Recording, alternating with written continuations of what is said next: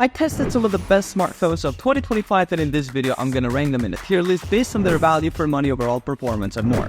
Links to all of the products will be in the description below. Apple iPhone Pro Max 16. This phone's got that classic Apple polish with the largest iPhone display ever at 6.9 inches and exceptional battery life that can push 16 to 17 hours. The camera system delivers stunning video quality with improved shutter speeds and a new 48-megapixel ultra-wide sensor, plus that camera control button actually makes accessing features faster. However, it's really just an incremental update with the disappointing battery performance in some real-world scenarios and limited useful new features beyond the AI stuff.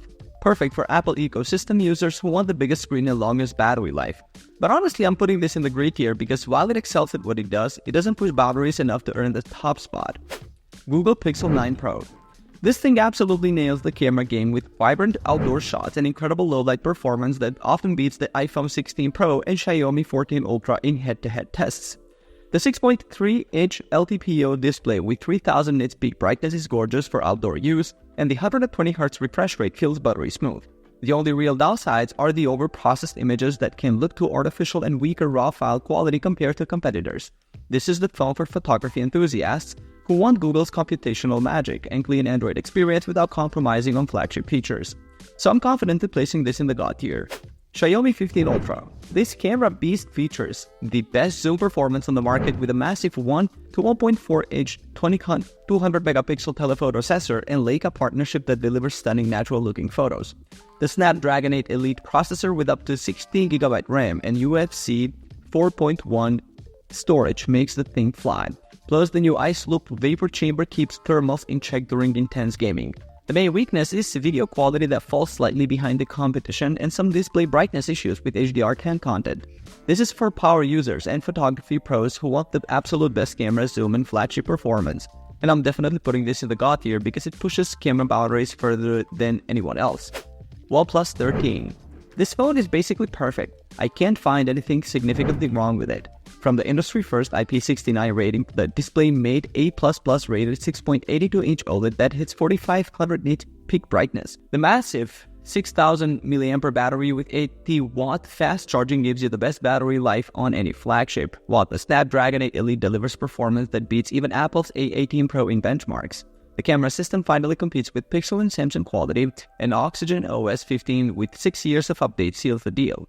This is for anyone who wants flagship performance without compromises and values practical features like crazy fast charging, so I'm putting this in the gray tier because while it's technically excellent, it doesn't quite have that special sauce to push into the absolute top. Samsung Galaxy S25 Ultra. This powerhouse brings everything you'd expect from Samsung's flagship with a gorgeous 6.9-inch QHD Plus dynamic AMOLED display, Snapdragon 8 Elite performance, and that versatile quad camera system that's perfect for any shooting scenario.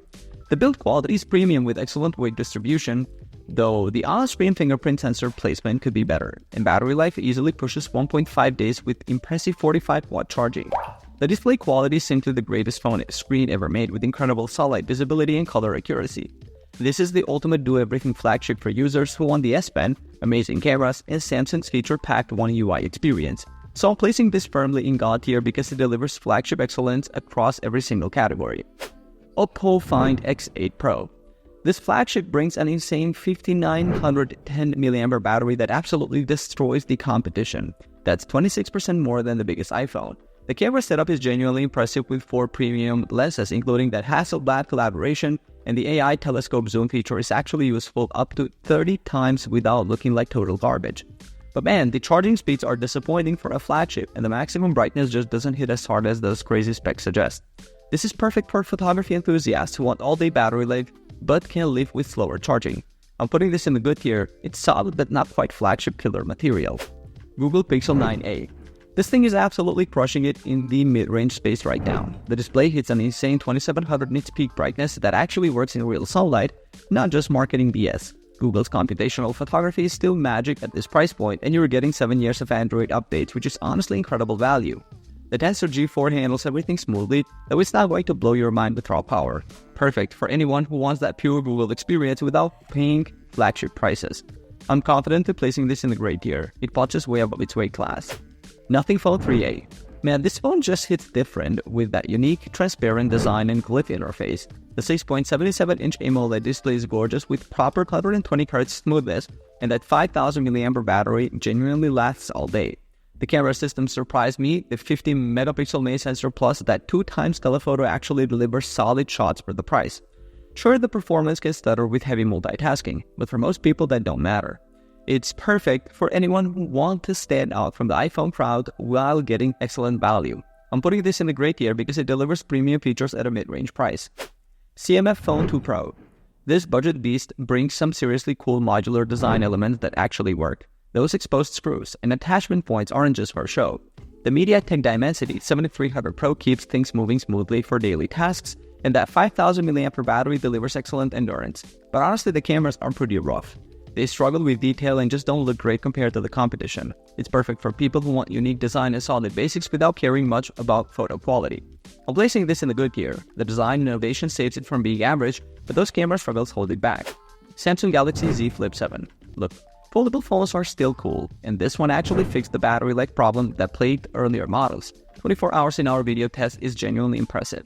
The flip design is satisfying and practical for compact storage, plus Samsung software support is solid.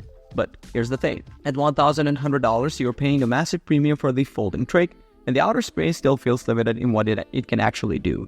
It's perfect for people who want that nostalgic flip phone vibe with modern specs and don't like paying extra for uniqueness.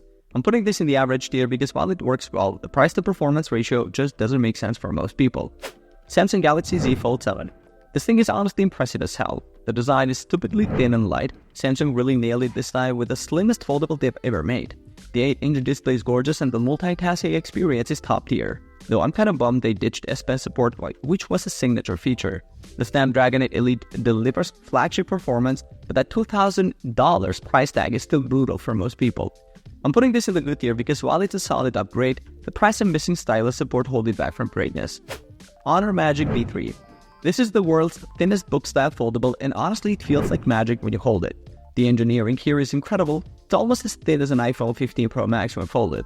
The cameras are really solid with a great studio hardcore portrait effects, and the 7.92-inch display with minimal crease is beautiful. But the battery life is disappointing for such a large device, and the iOS-inspired software won't appeal to everyone.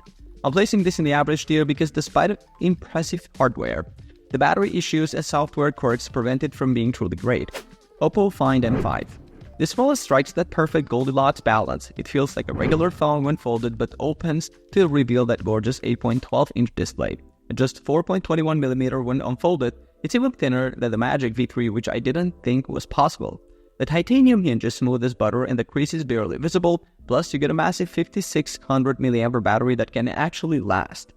The only downsides are the limited global availability and some cameras that tend to over-brighten images. I'm putting this in the good tier because it nails the fundamentals of what makes a great foldable. Motorola Razr 60 Ultra. This flip phone is absolutely fantastic and honestly the best clamshell experience you can get right now. The 7-inch inner display is crisp with minimal crease, and that outer screen is actually usable for real tasks. Battery life is phenomenal at over 15 hours of screen time, which destroys the Galaxy Z Flip 6, and the 68-watt charging is super fast. The camera is a genuinely challenge for class honors, and the clean Android experience is chef's kiss. I'm putting this in the good tier because it excels in almost every area that matter for a flip phone. Sony Xperia 1.7. This phone is such a throwback with features everyone else abandoned. The headphone jack and micro SD slot are still here, which I love. The 6.5-inch OLED display is sharp and color accurate, perfect for media consumption, and the Snapdragon 8 Elite delivers solid performance. But those thick bezels look dated as hell for 2025, the zoom camera disappoints compared to competitors, and the $1,989 price is hard to justify. I'm placing this in average tier because while it serves a specific niche, it feels stuck in the past when other flagships have moved forward. Motorola Moto G Stylus. This phone brings a unique stylus experience to the budget segment that's honestly pretty impressive for its $400 price tag. The 120Hz OLED display is smooth and vibrant, making everything feel responsive. The included stylus works well for note-taking and creative tasks, offering solid AI features like sketch-to-image functionality. However, the battery life is definitely a weak point and the cameras struggle in low-light situations.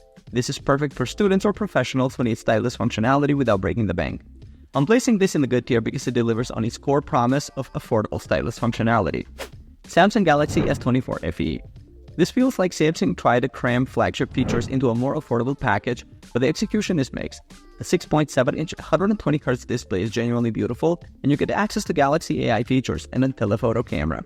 But man, the battery life is disappointing and doesn't hold up for heavy daily use. The fingerprint sensor is noticeably slower than the regular S24, which gets annoying quickly.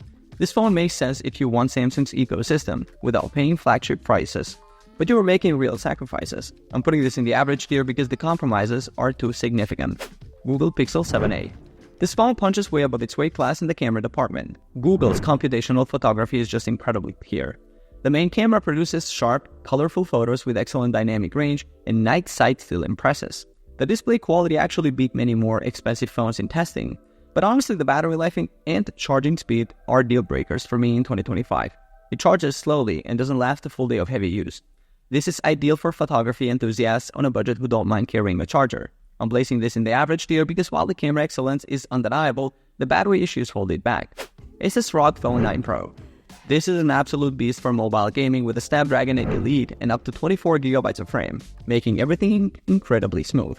The 165Hz AMOLED display is genuinely stunning and creates an advantage over standard 120Hz phones. Gaming performance is unmatched and the cooling system keeps temperatures in check. The battery life is impressive for such a powerful device, and you get features like a 3.5mm headphone jack that gamers actually want. However, the camera system can't compete with dedicated camera phones and software support is concerning. This is perfect for serious mobile gamers who want the absolute best performance, and I'm placing this in the good tier because it dominates its gaming niche. Alright guys, thanks for watching. I hope this video helped you pick the best smartphones for you.